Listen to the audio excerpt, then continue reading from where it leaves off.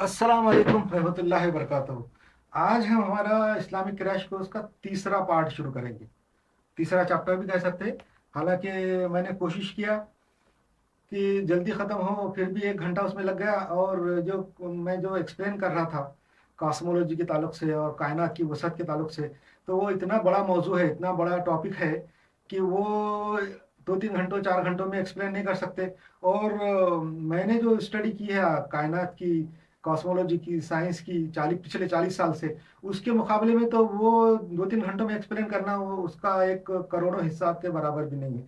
फिर भी मैं इसलिए एक्सप्लेन कर रहा था कि कायनात की वसअत के ताल्लुक से आप लोगों को इसलिए बताना चाह रहा हूँ इस्लामी क्रैश कोर्स में, इस्लाम के तनाजुर में इसलिए बताना चाह रहा हूँ कि आप लोगों को ये मालूम हो कि ये कायनात जो इतनी बड़ी है, तो वो कितनी बड़ी है और उसमें क्या क्या है, ताकि आपको ये अंदाजा हो जाए कि ये कायनात की अजमत क्या है और वो कितनी बड़ी और नामुमकिन चीज है कायनात। ये अंदाजा होने के बाद आगे इस्लाम के बारे में समझने में आपको आसानी होगी। असल में इसका ताल्लुक इस्लाम से है। जो मैं आपको बातें बता रहा हूँ, जो जो एक भी बात उसमें इस्लाम से खारिज नहीं है, इस्लाम से उसका ताल्लुक है।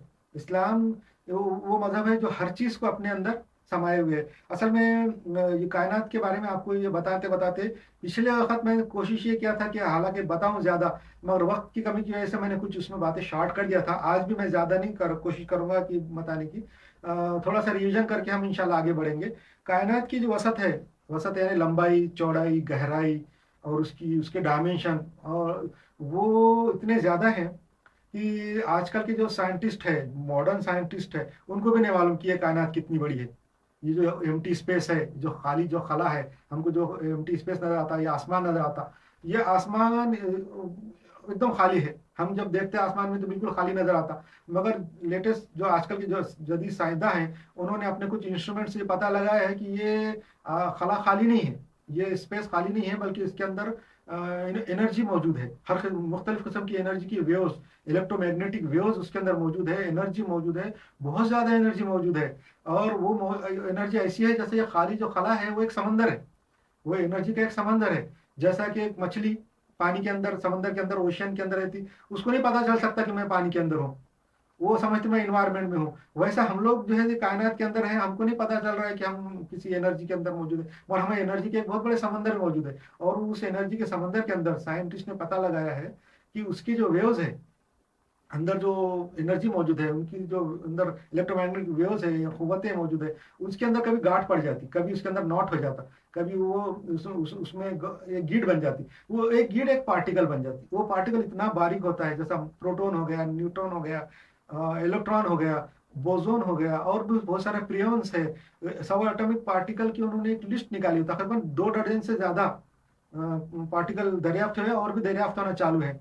और वो वैसे पार्टिकल वो बन जाता, और वो बनने के बाद फिर वो मादे की शक्ल इख्तियार करता। उसके बारे में मुख्तलिफ तरीके से मालूम भी किया है। कैसिमिर इफेक्ट एक है, वैक्यूम फ्लक्चुएशन एक है, और भी मुख्तलिफ टेक्निक से उन्होंने मालूम किया कि उसके पार्टिकल बन जाते हैं, वो ख़त्म भी हो जाते हैं। और मुख्तलिफ थेरियाँ हैं, क्वांटम थेरी के अंदर ये सारी थेरियाँ मौजूद है। मैं उसके बारे में भी तो ज़रा सा बताऊंगा इंशाल्लाह। वो कायनात की जो थेरियाँ हैं और जो कायनात की जो वसत है, वो ताकतें हैं, वो इतनी ज़्यादा है। और उसके अंदर मुख्तलिफ किस्म की चीज़ें और भी मौजूद है, धातें हैं, मेटल है, मटेरियल है, और जो कुर्रे हैं, जिसको हम जो ग्लोब्स बोलते हैं, जो तारे सितारे, गैलेक्सी और ज़मीनें हमारी जैसी करोड़ों अरबों खरबों इतनी है, वो ऐसी मौजूद है कि एक मिसाल हम ज़मीन से शुरू किए थे कि ज़मीन एक कुर्रा है, सूरज की तरफ घूम रहा है। सूरज की तरफ और भी दूसरे बहुत सारे कुर्रे हैं जो घूम रहे हैं, और एक सिस्टम बना है, निजाम शमसी, सोलार सिस्टम। उसका अंदर बाकी सितारों के बारे में तो हम जिक्र नहीं करेंगे कि तो हम वहाँ देखा नहीं। मगर जमीन के बारे में हमको मालूम है कि जमीन का जो डायमीटर है, कुतर है, वो है 12,800 किलोमीटर। और उसका जो मुहित है, सरकमफरेंस, वो है तकरीबन 40,000 किलोमीटर। और जो सूरज है, सूरज का जो हजम है, जो उसका जो वॉल्यूम है, जमीन से 13 लाख गुना ज्यादा है। जमीन का वॉल्यूम समझिए एक पकड़ लिए, तो सूरज जो है 13 लाख गुना ज्यादा। अगर 13 लाख गुण जमीन के बराबर एक सूरज है, 13 लाख जमीन के बराबर एक सूरज है। और सूरज के सामने जमीन हमारा एक जर्रे के बराबर है, बिल्कुल रेत के जर्रे के जैसा। और हमारा जो सूरज है, वो एक गैलेक्सी में है, एक कायनात में है, जिसको मिल्की वे बोलते हैं। मिल्की वे गैलेक्सी एक बहुत बड़ा सिस्टम होता है सितारों का, हमारे जैसे सूरज की जैसे उसमें लाखों करोड़ों अरबों सितारे मौजूद है सूरज की जैसे, बल्कि सूरज से भी हजारों गुना बड़े हैं। सूरज से भी हजारों गुना बड़े हैं। सूरज से इतने बड़े हैं कि हमारा सूरज उनके सामने एक जर्रे के बराबर है। इतने बड़े बड़े सितारे वो गैलेक्सी में मौजूद है हमारी मिल्की वे में। और मिल्की वे के अंदर वो घूमते रहते हैं अतराफ में। मिल्की वे का भी एक सिस्टम है जैसा सोलार सिस्टम जैसा, उसमें वो घूमते रहते। और मिल्की वे कितनी बड़ी है, मिल्की वे के एक सिरे से दूसरे सिरे के नापने के लिए, या कायनात के जो वसत है लंबाई चौड़ाई नापने के लिए, साइंसदानों ने किलोमीटर का जो फासला है वो उनके सामने बहुत छोटा है। कायनात तो इतनी बड़ी इतनी बड़ी इतनी करोड़ों अरबों खरबों किलोमीटर है लामहदूद, कि उसके सामने किलोमीटर बिल्कुल काबिल कदर नहीं है, कैसा गिनेंगे। तो एक और एक टेक्निक इंसानों के पास पता चली कि रोशनी, एक टार्च है, एक रोशनी है, टार्च अगर हम चमका दिए तो उसकी जो रोशनी 1 सेकंड में 3 लाख किलोमीटर जाती तकरीबन। एक टार्च चमकाने के बाद चालू करने के बाद 3 लाख किलोमीटर तक जाती है 1 सेकंड के अंदर। तो फिर वो 1 घंटे में कितने जाएंगी, एक दिन में कितनी जाएंगी किलोमीटर, और एक महीने में कितने किलोमीटर जाएंगी, और एक साल अगर टार्च चमकाए रखे अपन 1 साल तक कितने किलोमीटर जाएंगी, करोड़ों अरबों खरबों किलोमीटर जाएंगी। इंसान का दिमाग सोच भी नहीं सकता। ये एक पैमाना उन्होंने निकाला है साइंटिस्ट ने गिनने का, कि एक सेकंड में 3 लाख किलोमीटर जाती है तो 1 साल में कितने जाएंगी, वो करोड़ों किलोमीटर है। तो हमारी गैलेक्सी का जो मैं बता रहा था कि जो खुतर है, एक सिरे से दूसरे खुतर तक का डिस्टेंस रोशनी की रफ्तार से नापना है, किलोमीटर के हिसाब से तो हम नाप नहीं सकते। तो रोशनी की रफ्तार से नापने के लिए अगर रोशनी चमकाई जाए एक किनारे पे, दूसरे किनारे तक पहुंचने के लिए रोशनी को, टार्च की रोशनी को 2.5 लाख साल लगते। 2.5 लाख साल के बाद वो रोशनी वहां पहुंचती। इधर चमकाया टार्च, 2.5 लाख साल तक के बाद वो वहां रोशनी पहुंचेगी। इतना बड़ा हमारी मिल्की वे गैलेक्सी का खुतर है। और ऐसी हमारे जैसी मिल्की वे गैलेक्सी की जैसी गैलेक्सियां ये स्पेस में करोड़ों अरबों है, खरबों है, करोड़ों अरबों खरबों है, जिसके बारे में हमको नहीं मालूम है।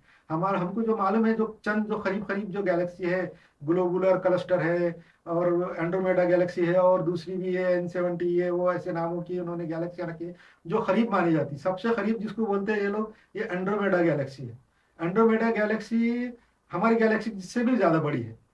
हमारा गैलेक्सी का खुतर जो है रोशनी की रफ्तार के हिसाब से 2.5 लाख साल लगते रोशनी को, उसका उससे भी ज्यादा है, 3 लाख साल है या 4 लाख साल है शायद, और पता। और उसका डिस्टेंस हमारी गैलेक्सी से एंड्रोमेडा गैलेक्सी का जो दूरी है वो कितनी है, 25 लाख साल लगते रोशनी को वहां पहुंचने के लिए। हमारे पास अगर टायर चमका है तो एंड्रोमेडा पहुंचने के लिए 25 लाख साल, यानी 2.5 मिलियन ईयर लगते हैं लाइट को, 2.5 मिलियन साल लगते हैं, और रोशनी को इतनी दूर है, और वो सबसे करीब है।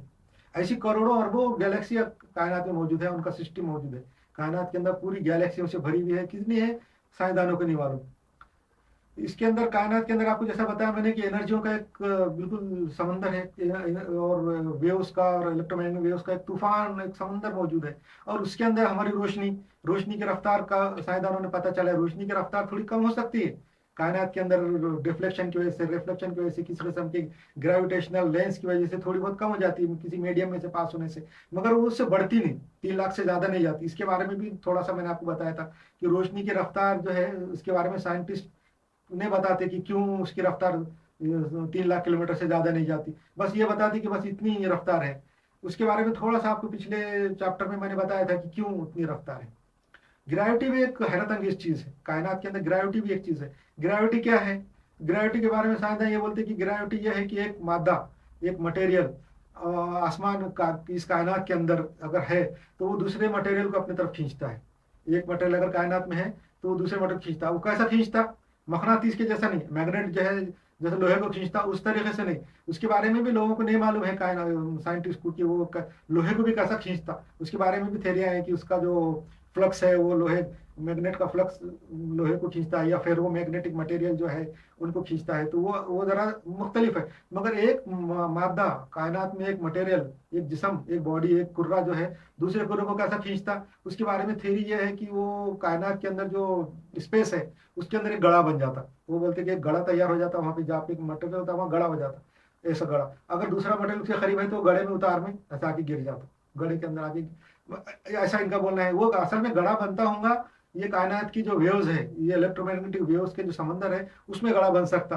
और खाली अगर कुछ नहीं रहता तो कहाँ से बनता था, अगर इसके बारे में साइंसदान कुछ नहीं मालूम, खाली फिजिक्स में इन्होंने ढूंढ के निकाला है, कॉस्मोलॉजी के अंदर उन्होंने पता चला है कि ग्रेविटी भी बड़ी हैरत अंगेज चीज है और बड़ी हमारे लिए कारामद है। इंसानों के लिए ग्रेविटी भी एक कारामद चीज है, रोशनी भी एक कारामद चीज है। अगर रोशनी नहीं होती तो हम कुछ भी देख नहीं सकते थे, समझ नहीं सकते थे, और हमको किसी किस्म का शऊर नहीं रहता था कि हम क्या क्या, बिल्कुल अंधे और कुछ देख नहीं सकते, कुछ नहीं समझता था, ना पढ़ना लिखना, ना किसी किस्म का इल्म। और ग्रेविटी भी एक किस्म अच्छी चीज है कि जिसकी वजह से आज कायनात के अंदर सब चीज मौजूद है, और उसके कुर्रे हैं, चल रहे फिर रहे, और हर चीज है। और ग्रेविटी हर जगह डिफरेंट है, जमीन की ग्रेविटी अलग है, चांद की अलग है, सितारों की अलग है, सूरज की अलग है। हमारी जो ग्रेविटी है जमीन के ऊपर, जमीन की, वो इतनी मुनासिब है और इतनी बैलेंस है कि हम इंसान के जैसे छोटे छोटी मखलूक उसके ऊपर जिंदा रह सकती, छोटे छोटे कीड़े जिंदा रह सकते, बड़े से बड़ा जानवर जिंदा रह सकता, क्यों तो उसका जो ग्रेविटी है, उसकी जो बॉडी की जो ऑर्गन है उसका वेट बर्दाश्त कर सकते। हमारा दिल है तकरीबन कितना ग्राम का होगा, 100, 150, 200 ग्राम का दिल होगा। दिमाग कितने ग्राम का होगा, मुश्किल से आधा किलो से कम होगा। अगर समझो ग्रेविटी जमीन की ज्यादा होती तो हमारा दिमाग 5 किलो का रहता, दिल भी 5 किलो का रहता, तो हमारे जो मसल्स है वो उसका वजन नहीं बर्दाश्त कर सकते थे। 5 किलो का वजन मसल नहीं बर्दाश्त कर सकते, वेट लिफ्टिंग थोड़ी हमारे मसल करते। तो वो ग्रेविटी भी हमारे लिए एक रहमत है कि ये बहुत कम होने की वजह से हमारे जिस्म के अज़ा और दिल और फेफड़े हमारे जिस्म में मौजूद है, और हमारा जो बॉडी है उनके जो मसल है उसको बर्दाश्त कर सकते हैं। चल इसके बारे में मैं आगे इंशाल्लाह बताऊंगा तफसील। हमारा अभी मौजूद ये है कि कायनात के अंदर मौजूद ग्रेविटी है, रोशनी है, और मुख्तलिफ किस्म की क़ुव्वतें हैं, और वसत। मैं आपको इसलिए वसत के बारे में बता रहा था कि कायनात इतनी वसी है, इतनी बड़ी है, इतनी चौड़ी है, और इसमें इतने ज्यादा सितारे, स्टार मौजूद है। ये इसलिए बता रहा हूँ कि आप लोगों को ये अंदाजा हो जाए कि ये बहुत हैरत अंगेज चीज है। कायनात बहुत ज्यादा हैरत अंगेज चीज है, बहुत ज्यादा उसमें मटेरियल मौजूद है, इतना मटेरियल है। आप एक पत्थर को हाथ में ले लीजिए, कोई एक छोटा सा पत्थर, आधा किलो का, पौन किलो का, आप जब उसको मुट्ठी में पकड़ लेंगे तो आपको पता चलेगा, एहसास होगा कि ये कोई चीज है। खाली हाथ में आपको नहीं पता चलेगा, मगर एक पत्थर आप हाथ में उठा लेंगे तो आपको पता चलेगा कि एक मौजूद है। एक पत्थर कायनात में ऐसे, ये तो पत्थर छोटा सा आपने हाथ में आधा किलो का लिया, कायनात में ऐसे बड़े बड़े, बहुत ज्यादा, करोड़ों गुना बड़े। जैसे आपको मिसाल दिया मैंने कि सूरज उसके सामने धूल है, और सूरज नहीं बल्कि हमारी गैलेक्सी उसके सामने धूल है। इतनी करोड़ों गैलेक्सी आसमान में है, और ये स्पेस में है। हमारी हमारी गैलेक्सी और एंड्रोमेडा की जैसी करोड़ों अरबों खरबों गैलेक्सी ऐसी है, धूल की जैसी, हमको नजर भी नहीं आती। हम आसमान की तरफ जब रात में देखते हैं अंधेरे में, तो कुछ बड़े बड़े सितारे जो करीब है हमारे, वो नजर आते, जो स्टार्स है वो हमको नजर आते हैं, और बीच में खाली जगह काला आसमान नजर आता। असल में वो काला नहीं है, उसके अंदर जब नई हबल से या जेम्स वेब की जो दूरबीन से अगर देखे तो पता चलता उसमें तो उससे भी ज्यादा करोड़, जितना आसमान में तारे नजर आते हैं उससे भी ज्यादा करोड़ों अरबों खरबों तारे मौजूद हैं, और वो हमारी गैलेक्सी से भी करोड़ों गुना बड़े हैं, हमारी गैलेक्सी से भी बड़े बड़े हैं। आसमान में धूल के और मटेरियल के इतने जखायर मौजूद है, जखीरे इतने मौजूद है, उसमें सिर्फ चंद का पता चला है उन्होंने। ईगल नेबुला बोल के एक है, जो जिसकी लंबाई चौड़ाई चौड़ाई जो है करोड़ों अरबों किलो साल है। रोशनी के लाखों करोड़ों अरबों साल लगते एक सिरे से दूसरे सिरे तक जाने के लिए। ये खाली एक नेबुला, एक अबर का जो बादल है आसमान में, ईगल नेबुला बोल के, उसके बारे में बता रहा हूं मैं कि उसकी लंबाई चौड़ाई करोड़ों अरबों नूरी साल है, लाइट ईयर है। उसके अंदर हमारे सूरज के जैसे, हमारी गैलेक्सी जैसे लाखों गैलेक्सियां हैं सब। दूसरा उन्होंने पता चला है कि क्रिएशन, टावर्स ऑफ क्रिएशन बोल के एक और एक बादल है, वो भी करोड़ों अरबों खरबों गुना बड़ा है। उसमें भी सूरज चांद के जैसे, जमीन के जैसे सितारे पैदा होते जा रहे हैं, नए नए अभी बन रहे, मर रहे हैं। और उसमें सितारे पैदा होते बनते, वो सितारे पैदा होते बनने की वजह ये रहती कि जब मटेरियल बहुत ज्यादा जमा हो जाता, बहुत ज्यादा मटेरियल जमा हो जाता धातु वो जर्रात का, तो उसका एक प्रेशर बन जाता, वो एक गोला बन जाता, वो ग्रेविटी की वजह से दबा देता आपस में, और उसके अंदर टेम्परेचर बढ़ जाता, उसकी हरारत बढ़ जाती, ग्रेविटी इतनी ज्यादा हो जाती कि वो उसका प्रेशर बहुत हो जाता, और प्रेशर होने के बाद अंदर धातें बनना शुरू हो जाती। पहले गैसेस बनती, उसके बाद जो है तो ऑक्सीजन बनेंगे, समझो हाइड्रोजन हाइड्रोजन बनती, हाइड्रोजन से ऑक्सीजन बनती है, नाइट्रोजन बनती है, उसके बाद कार्बन, ऐसा करते करते करते वो मेटल तक आती। सबसे आसानी से जो कम उसमें बनता वो लोहा बनता। और भी अगर ग्रेविटी ज्यादा है, वो सितारा, वो स्टार अगर ज्यादा बड़ा है वजन में, और तो उसका ग्रेविटी और ज्यादा होती है, और वो लोहे को भी दबाता, और दबा के और भी लोहे से आगे की धातें बनना शुरू हो जाती। यूरेनियम है, सोना है, चांदी है, और दूसरी जो धातें हैं, वजनी धातें, सीसा है और ऐसी धातें बनना शुरू हो जाती जो ज्यादा वजन से। और भी सितारा ज्यादा बड़ा है तो वो इतना ज्यादा प्रेशर पड़ता है धातुओं पे और वो गोले पे कि वो फट जाता, फट के बिखर जाता चारों तरफ कायनात में। और बिखर के उसमें की जो धातें हैं, यूरेनियम है, सोना चांदी लोहा जो है, वो दूसरे तरफ दूर दूर कायनात में बिखर जाता। और अगर जमीन के जैसा कोई सितारा तारा जो है कुर्रा अगर कहीं करीब में मौजूद है तो उसमें आके गिर जाते हो लोहा, ये गिर जाते हैं ना, वो भी करोड़ों लाखों अरबों टन रहता जो गिरता आके टुकड़ा। जमीन के अंदर जो लोहा है वो बाहर से ही आया है। जमीन के अंदर जितना भी लोहा मौजूद है तो उसमें वो सब बाहर से आया है, ऊपर बाहर से गिरा, जमीन में पैदा नहीं हुआ। ये कुरान शरीफ के अंदर 1440 साल पहले आए थे सूरह हदीद में कि हमने लोहा आसमान पे से नाजिल किया, बोल लोहा नाजिल किया है। लोहा जो है बाहर से आया, ये साइंसदानों ने अब पता चला है, मगर कुरान शरीफ में 1440 साल पहले है। इसके बारे में आपको मैं बाद में बताऊंगा इंशाल्लाह। इस वक्त जो मैं आपको बता रहा हूँ कि उसके अंदर जो कायनात का वसत के बारे में और कायनात की लंबाई चौड़ाई और कितनी दूरियां हैं, वो इसलिए बता रहा हूँ कि आपके दिल में ये कायनात के बारे में ये बात पैदा हो जाए कि कायनात कितनी बड़ी है, कितनी नामुमकिन चीज है, कि ये कैसा आई, कहाँ से आई। साइंसदान उसके बारे में सोच रहे हैं कि कायनात जो है कैसा पैदा हुई, कैसा आई। करोड़ों जब से इंसानों ने शऊर संभाला, लाखों साल से इंसान ये सोच रहा है। मुख्तलिफ किस्म के मजहब पैदा हुए, मुख्तलिफ किस्म की थेरियां लोगों ने पेश की, अरस्तु अफलातून के ज़माने से थेरियां चल रही कि कायनात कैसे आई। पहले के लोग जो कायनात के बारे में पढ़ते थे तो उन्होंने मजहब का इजाद किया कि ये ऐसा पैदा हुई, ऐसा हुआ, वैसा हुआ, फला हुआ। कुछ जो अरस्तु अफलातून के जैसे लोग थे उन्होंने बताया कि ये खुद ब खुद पैदा हो गई, कायनात के बारे में खुद ही पैदा हो गई। मगर जो जदीद साइंटिस्ट है आजकल के, उन्होंने ये बात को रिजेक्ट कर दिया कि खुद तो नहीं पैदा हुई, कि तो इतना मटेरियल है जो उन्होंने अब देखा। कि तो पहले का अरस्तु अफलातून को तो ये मालूम था कि कायनात की वसत कितनी है, कितनी लंबी है। वो तो ये समझते थे कि सब चीजें जमीन की तरफ घूम रही है, सूरज चांद सितारे जमीन के तरफ घूम रहे, जमीन सेंटर है और वो घूम रही है, ऐसा समझते थे। मगर बाद में साइंसदानों ने पता चला है कि ये जमीन की तरफ नहीं घूम रहे, बल्कि एक बिग बैंग हुआ, एक बहुत बड़ा धमाका हुआ करोड़ों 13 अरब साल पहले। और उसमें से ये एनर्जी निकली, एनर्जी के इससे गोले बने, गोलों से कायनात बनी, कायनात के अंदर गैलेक्सियां बनी करोड़ों अरबों खरबों सूरज के जैसे, और हमारी मिल्की वे के जैसे गैलेक्सी करोड़ों भर के फैल गई और वो अभी इस वक्त चल रही है। ये ऐसा साइंसदानों ने पता लगाया और इतना मटेरियल के बारे में दरियाफ्त किया, नए नए इंस्ट्रूमेंट और दूरबीनों से देख के उन्होंने साइंसदान इस बात पे कायल हो गए कि कायनात को बनाने वाला कोई मौजूद है। अभी बहुत कम साइंसदान ऐसे हैं जो ये मानते कि भाई कायनात को कोई बनाने वाला नहीं है। और ऐसा भी कोई भी साइंसदान नहीं है कि जो कम से कम ये नहीं मानता कि किसी ने तो बनाया है। वो किसी एक खास गॉड को या खुदा को नहीं मानते, मगर ये मानते कि कायनात को किसी ने बनाया है। बहुत से साइंसदान हैं वो मानते कायनात किसी ने बना दिया।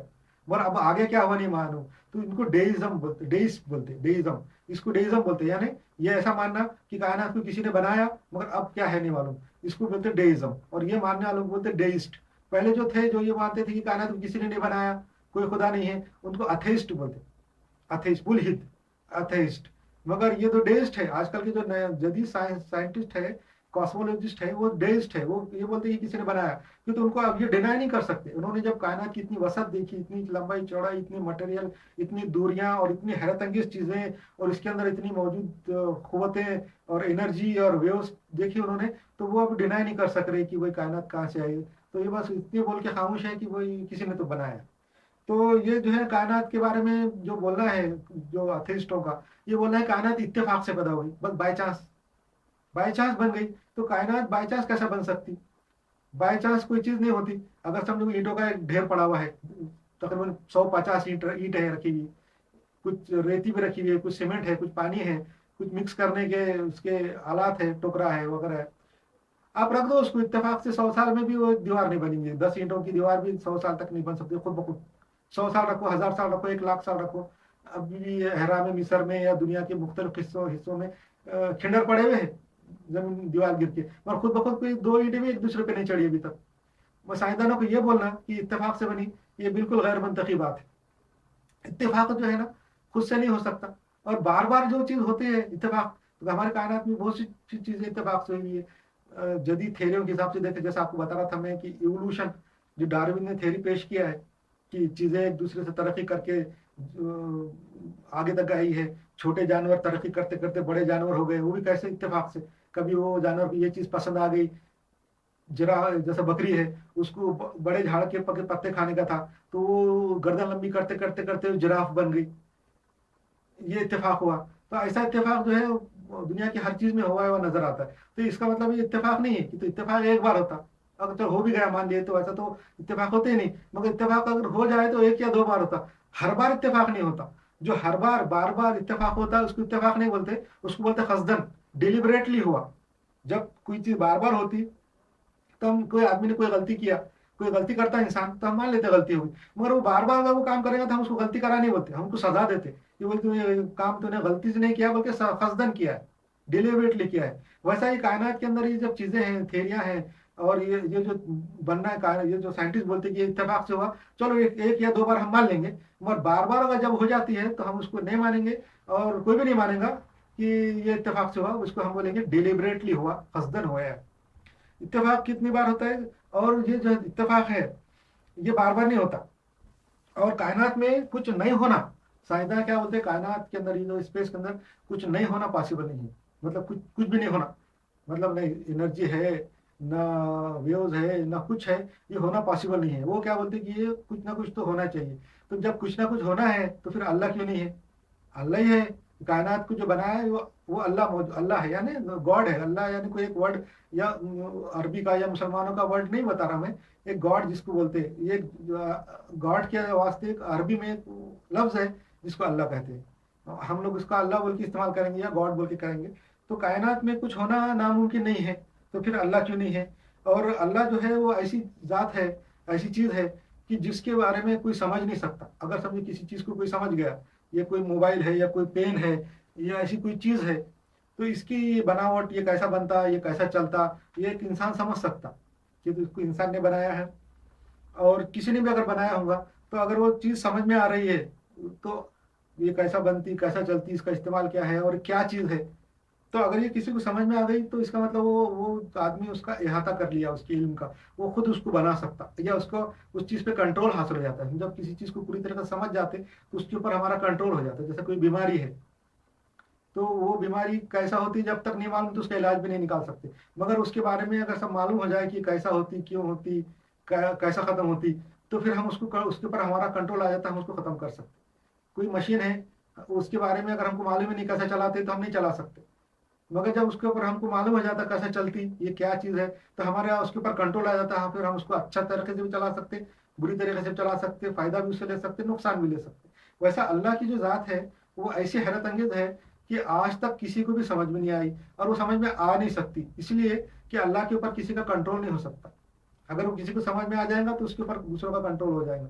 तो अल्लाह के ऊपर किसी का कंट्रोल नहीं हो सकता, इसलिए वो समझ में नहीं आती। और दूसरी बात ये कि अल्लाह की जो जात है, ये जो कायनात है जो इतनी लामहदूद है, मैंने आपको बताया था इससे पहले के चैप्टर में कि बहुत लामहदूद है, इतनी लामहदूद है जिसको इंग्लिश में इन्फिनिटी बोलते हैं। इन्फिनिटी एक उनका टर्म है कि जिसका मतलब है लामहदूद, उसकी हद नहीं, बहुत बड़ा। तो कायनात के जो थ्योरी के मुताबिक इन्फिनिटी दो नहीं हो सकती, इन्फिनिटी एक ही। अगर समझो एक इन्फिनिटी है, कायनात इन्फिनिटी है, तो बस एक ही है। दूसरी इन्फिनिटी के लिए जगह ही नहीं है, दूसरी इन्फिनिटी हो नहीं सकती। अगर दूसरी इन्फिनिटी है, हम मानते हैं कि एक इन्फिनिटी भी है दूसरी भी है, इसका मतलब दोनों भी इन्फिनिटी नहीं है। इन्फिनिटी अगर एक होती है तो दूसरी तो हो ही नहीं सकती थी। वैसा अल्लाह ताला तो इसमें इस कायनात को बनाया, इतनी इन्फिनिटी कायनात को बनाया, तो अल्लाह तो बहुत बड़ी इन्फिनिटी है, बहुत बड़ा इन्फिनिटी है। इसका मतलब अल्लाह एक ही है, दो नहीं हो सकते। कायनात हो सकती है, अंदर हो सकता अल्लाह के, अल्लाह उसको अहाता किए हुआ है, मगर इन अल्लाह दो नहीं हो सकते। इसलिए इससे साबित होता कि अल्लाह एक है। मगर इस्लाम के अंदर अल्लाह के ज़ात के बारे में तहकीक करने का हुक्म नहीं है, सिर्फ अल्लाह की सिफात के बारे में तहकीक करने का हुक्म है कि अल्लाह ने क्या बनाया, कैसा बनाया, और कैसे कैसे इंतजाम किया, और क्या क्या फायदे हैं, ये हम उसके बारे में इल्म हासिल करने का हुक्म है। पर अल्लाह की ज़ात में खोज करने का हुक्म नहीं है। इसलिए हम इसके अंदर खोज नहीं कर सकते, करेंगे भी नहीं, क्यों, तो हम उसके बारे में सोच भी नहीं सकते और ना उसको समझ सकते। तो जिस चीज़ को हम समझ नहीं सकते, या तो दुनिया का कोई इंसान नहीं समझ सकता, तो हम उसके बारे में खोज करके फायदा नहीं है। और ये अल्लाह की ज़ात तो बहुत बड़ी है। इस दुनिया में, कायनात में, ये जो स्पेस में ऐसे ऐसे हिसाब किताब मौजूद है, ऐसे ऐसे मैथमेटिक है कि आजकल के जो लेटेस्ट साइंटिस्ट है, हम जिसको इंसान पूरी कायनात में सबसे ज्यादा तरक्की याफ्ता और सबसे ज्यादा अक्लमंद मखलूक है, वो तक इस हिसाब को नहीं समझ सकते। और वो खोज कर रहे हैं, अपनी पूरी लाइफ गुजार रहे हैं। बड़े बड़े मैथमेटिशियन ने पिछले 200-300 साल से अपनी पूरी जिंदगी गुजार दी है। एक साइंसदान ने नहीं बल्कि कई कई साइंसदानों ने मिलकर जिंदगी गुजार के एक एक थ्योरम निकाला है और वो सोच रहे हैं। और अभी बहुत कम लोग हैं जो हिसाब किताब को बहुत अच्छी तरह से समझ सकते हैं। ऐसा हिसाब भी कायनात में मौजूद है। ऐसे ऐसे हिसाब और ऐसे मुश्किल derivation, integration, Laplace transformation, Fourier series और एक्सपोनेंशियल लॉगरिथम, ऐसे किस्म के ये हिसाब है, लिमिट्स, डेरिवेटिव ऐसे हैं। ये तो बहुत आम है। और भी बड़े बड़े मुश्किल किस्म की थेरिया और थ्योरम हैं जो कायनात में मौजूद है। ये जो कायनात के अंदर इतनी मुश्किल चीजें मौजूद है, उनको नहीं समझना मुश्किल है, अल्लाह के कैसे समझेंगे। इसलिए जो है कायनात को जो है अंदर फाइन ट्यूनिंग भी है। जमीन की साइज, जमीन की ग्रेविटी, हवा की कसाफत, पानी की कसाफत, रोशनी रोशनी की कैरेक्टरिस्टिक ऐसी है कि हम हमारे लिए फायदेमंद है। जमीन के अंदर धातें, जमीन के अंदर मटेरियल, जो मटेरियल मौजूद है, केमिकल मौजूद है, वो ऐसे हैं कि हम आसानी से एक दूसरे में उसको तब्दील कर सकते हैं। हमारे फायदे की चीजें बन जाती, खाने पीने की चीजें हमारे को उससे बन बन सकती, नबातात पैदा हो सकते और वो हमारे फायदे की। ये ऐसी ऐसी चीजें हैं कि जो इत्तेफाक से नहीं हुई और ना। और दूसरी बात ये सब ये एक तरफ इशारा करती कि किसी ने बनाया है। कायनात के अंदर जो चीजें मौजूद है वो सब, और आसमान के गैलेक्सी और दूरियां और सितारे, ये सब इस बात की गवाही देते कि कायनात का कोई ना कोई बनाने वाला है। अभी एक और एक चीज, नई चीज कायनात के अंदर पता चला है ये साइंटिस्ट ने, कि ये जो आसमान में जो गैलेक्सी है, ये जो कहकशां हैं, वो कहकशां बिल्कुल उनका एक जाल है एक दूसरे के साथ। जैसा ये इसका जाल होता है ना, मछली पकड़ने का जाल, या वॉलीबॉल की जो नेट होती है खेलने की जो नेट, वैसा जाल है गैलेक्सी का। गैलेक्सी अलग अलग अलग अलग है, वो सब एक दूसरे के साथ जाल में है। कुरान शरीफ के अंदर 1440 साल पहले आयत है, वह समा व जातल हबक। इसका तर्जुमा है, कसम आसमान की जो जालदार है, जाली वाला है।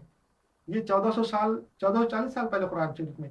आज ही साइंसदानों ने पता चलाया है नई नई जदीद दूरबीनों से कि कायनात के अंदर हमारे जैसी कहकशां करोड़ों अरबों है और उनका एक जाल है, उनका जाल बिछा हुआ है। ये एक मिसाल छोटी सी दिया है, उसका मैं हवाला आपको बाद में दूंगा।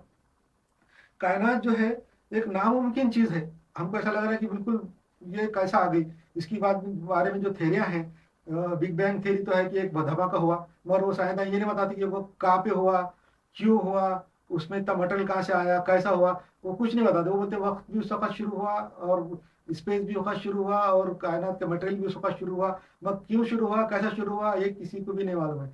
तो ये इतनी नामुमकिन चीज है। और उनको बोलेंगे भाई ये, फिर उसके बाद भी कुछ जुल्म ये है लोगों का कि बोलते खुद ब खुद हुआ, कोई ने नहीं बनाया। तो इतनी नामुमकिन चीज है।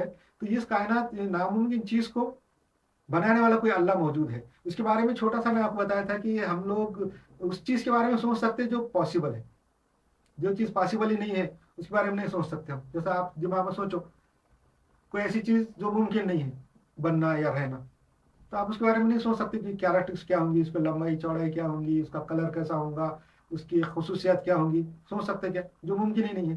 मगर जो मुमकिन है उसके बारे में आप सोच सकते उसकी कैरेक्टरिस्टिक्स क्या है। मिसाल के तौर पे अभी हम लेके बात ये करेंगे कि कायनात का बनाने वाला कोई है। ये हमको पता चला कायनात को देख के। मैं आपको ये जो कायनात के जो पिछले 2-3 चैप्टर से ये बता रहा हूँ, वसत, लंबाई, चौड़ाई, गहराई और इसके अंदर की थेरियां, रोशनी की रफ्तार, ग्रेविटी, ये वो इसलिए बता रहा हूँ कि इसका ताल्लुक इस्लाम से है। ऐसा नहीं है कि ये सब मैं साइंस का क्लास ले रहा हूँ। ये आपको बता इसलिए रहा हूँ कि इसका ताल्लुक आगे चल के इस्लाम आगे। अभी हमारे जो चैप्टर शुरू हुए ये तीसरा चैप्टर है। ऐसे मेरे हिसाब से 40 चैप्टर होंगे, 40-50 चैप्टर होंगे। इसके अंदर इस्लाम के बारे में बहुत डिटेल है। इंशाल्लाह इंशाल्लाह मुकम्मल इस्लाम का इंसाइक्लोपीडिया आपको मिलेगा इसके अंदर। और ये इस्लाम का जो क्रैश कोर्स आप सुनेंगे, देखेंगे, इसके बाद अल्लाह के करम से आपको एक बसीरत पैदा हो जाएगी। आपके अंदर एक इस्लामी बसीरत जो पैदा हो जाएगी। इस्लाम का, इंसान का मकसद आपको मालूम होगा, दुनिया का मकसद मालूम होगा, कायनात का मकसद मालूम होगा, हमारी पैदाइश का मकसद मालूम होगा, इस्लाम क्या है, इस्लाम का मकसद मालूम होगा। ये अभी तक हमारे पास जो आम जो तरीका है तालीम का, इस्लामी तालीम देने का, दरस निज़ामी का, उसमें ये चीज़ें नहीं बताई जाती। वो उनका तरीका अलग है। मगर ये जो जदीद तरीके से मैं आपको बता रहा हूँ, लेटेस्ट मॉडर्न तरीके जो इस्लाम के बारे में एक्सप्लेन कर रहा हूँ, इसके अंदर आपको इंशाल्लाह ये सब चीज़ें पता चलेंगी। मकसद ही पता चलेगा इंसान का। और जब आपको किसी चीज़ का मकसद पता चलेगा तो आप उसके बारे में, उसको आपके अंदर दिमाग रोशन हो जाएगा, आपको उसकी हकीकत पता चल जाएगी। जब तक किसी चीज़ का मकसद नहीं मालूम होता, हकीकत पता नहीं चलती। इसलिए मैं ये बता रहा था कि कायनात के अंदर जो चीज़ मौजूद है, हमारी बात जो चली थी वही थी कि जिस जो मौजूद है उसके बारे में हम सोच सकते। अब मिसाल के तौर पे कायनात की वसत, लंबाई, चौड़ाई, साथ ये दिखा के आपको मैं ये बताना चाह रहा था कि कायनात का कोई बनाने वाला है। ये बताने के लिए ये बता रहा था। कायनात का बनाने वाला कौन है? बाकी सब लोग के वास्ते अलग अलग लफ्ज है। कोई गॉड बोलता, कोई हाशिम बोलता, किसी के पास यहवे है, हाँ, किसी की जबान में कोई दूसरा होगा। अरबी में उसके वास्ते है वर्ड है गॉड, और फारसी में खुदा, और अरबी में है, इंग्लिश में है गॉड, और फारसी में खुदा, और अरबी में अल्लाह। तो हम उसका अल्लाह या गॉड इस्तेमाल करेंगे। तो अल्लाह है। अब ये हम अगर ये पॉसिबिलिटी है, हम जो सोच रहे कायनात देख के, तो उसके बारे में हम सोच सकते कैसा होगा। तो अल्लाह के बारे में मैंने ये बताया था आपको, इससे पहले निकाला था कि अल्लाह है, तो उसके बारे में हम सोचेंगे कि क्या क्या हो सकता।